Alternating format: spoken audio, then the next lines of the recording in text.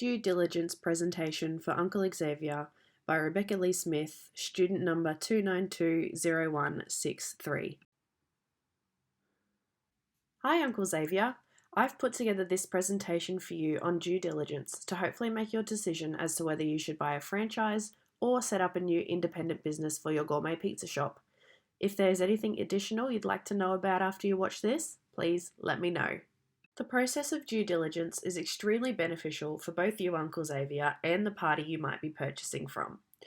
It will allow you to validate the valuation of the business, learn more about the business you might be purchasing and its operations, identify any liabilities the business may currently have, identify risks you may inherit once you have purchased, identify the possible success of the business, and allow you to know why the owner is selling.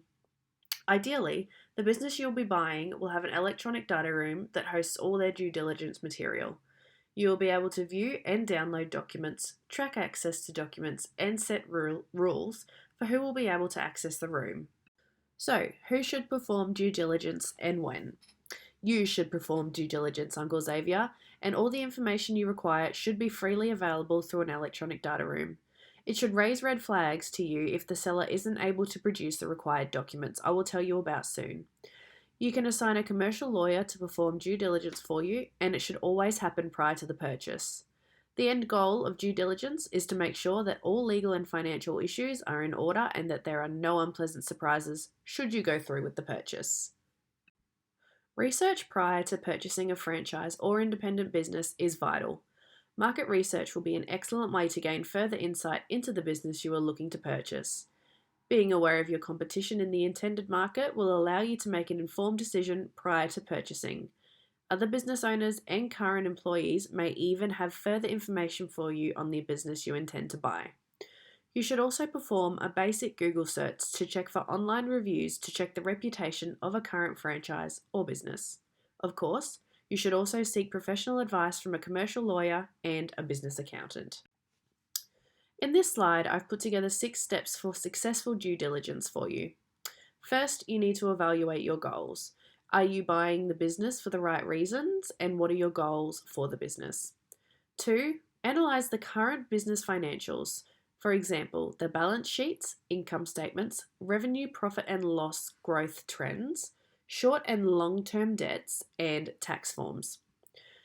3, you need to thoroughly inspect the business's current documentation, i.e. legal and environmental requirements. 4, you need to check the company's business plan and model. 5, evaluate all of your findings. And 6, and most importantly, perform risk management by looking at the business holistically and forecasting any potential risk. If you're leaning towards owning an independent business, you can either buy an existing business or start your own from scratch. There are advantages and disadvantages for both. A brand new business will be a clean slate with no previous financial or legal issues which could have impacted lending from banks.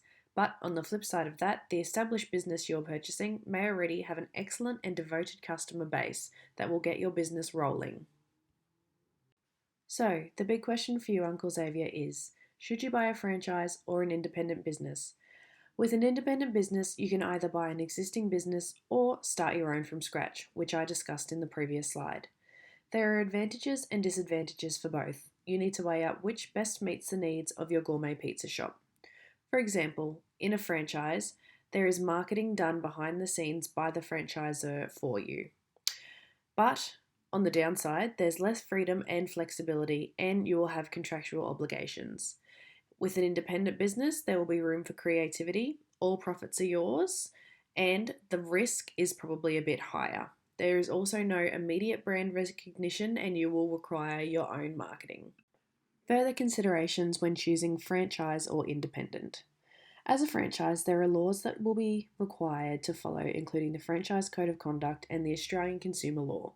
These laws do not guarantee franchise success.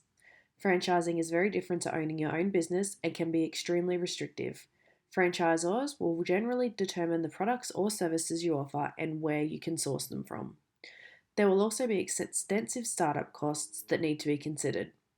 It is also important to understand your tax obligations as a franchisee. You should discuss these with your accountant. Operating a business is not about working for yourself. You also need to ensure you have the necessary skills to grow and succeed. You should also develop a business plan that includes operational, financial, and marketing aspects of your business, as this will be important if you're applying for a loan, a business grant, or pitching an idea to investors.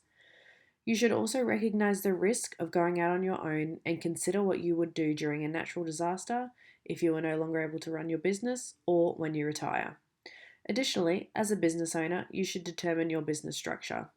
There are a few options for this. The first being sole trader, meaning you trade on your own. The second is a partnership, meaning a group of or association of people running a business together, distributing income or loss between themselves. Will you be a company, which is a legal entity run by its own directors and owned by shareholders? Or a trust, an entity that holds property or income for the benefit of others? You'll also need to apply for an ABN and check that your business name is available. My recommendations to you, Uncle Xavier, are as follows. First, do your research and make a decision based on your budget. You need to invest in a business advisor and accountant who will both help with implementing and executing your business strategies and improving efficiencies in the operational and financial management of the business. An accountant will assist in interpreting the balance sheets, cash flows, and any debts. You also should use government based resources such as the ones linked here. Once you've done all your research and sourced all your advice, finally, do what feels right for you and your future business. Good luck!